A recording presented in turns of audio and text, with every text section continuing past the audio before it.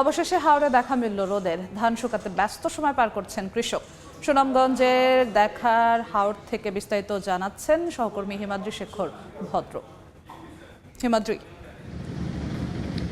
আমি আছি সুনামগঞ্জ দেখার হাওড়ের মারাখোলায়। এই দেখার হাওড়ের মারাখোলায় এখন কৃষকরা ব্যস্ত আছেন ধান শুকাতে, মারা দিতে এবং অন্যান্য কাজ করতে। বৈশাখের যে চিরচেনা রূপ সেটি হারিয়ে গেছিল প্রায় 20 দিন যাবৎ। বৈশাখের চিরচেনা এই রূপ আমাদের সুনামগঞ্জবাসী কখনো দেখেনি, কিন্তু আজকে কয়েকদিন ধরে রোদ ওঠার কারণে মারাখোলায় প্রচুর মানুষ ধরেছে এবং নারী পুরুষ সবাই মিলে ব্যস্ত আছেন ধান শুকানোর কাজে। কেউ বা ধান ভাঙাচ্ছেন, বিশেষ করে শিশুরাও এই ধান শুকানোর কর্মযোগে যুক্ত হয়েছেন। এবং আজকে যে রৌদ্রোজ্জ্বল আবহাওয়ার কারণে হাজার হাজার কৃষক তাদের কাঁচা ধান অর্থাৎ ভিজা ধান কেটে ঘরে তুলতে পারবেন এবং রোদের আলোতে সেটি শুকাতে পারবেন। এবং তারা জানিয়েছেন যে এরকম রোদ যদি আজ থেকে 10 দিন দেয় তাহলে আর এই ফসল নিয়ে কোনো চিন্তা করতে হবে না। আপনারা দেখতে পাচ্ছেন যে হাওড়ে কি পরিমাণ ব্যস্ততা, অর্থাৎ কৃষকের মারাখোলায় কি পরিমাণ ব্যস্ত হয়ে আছেন। এখানে কেউ আসলে একটা শিশু পর্যন্ত বসেনি, তারা সবাই কাজ করছে এবং সবাই কোনো না কোনো ধান সংশ্লিষ্ট কাজ করছে, ধান প্রক্রিয়াজাতকরণের কাজ করছে। এই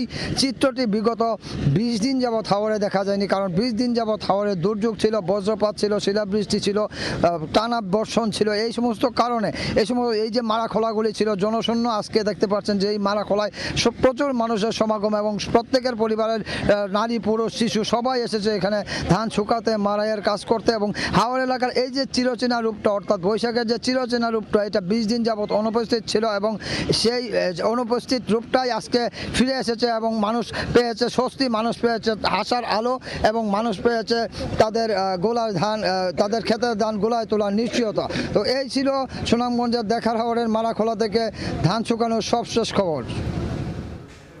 সরাসরি যুক্ত ছিলাম সুনামগঞ্জে।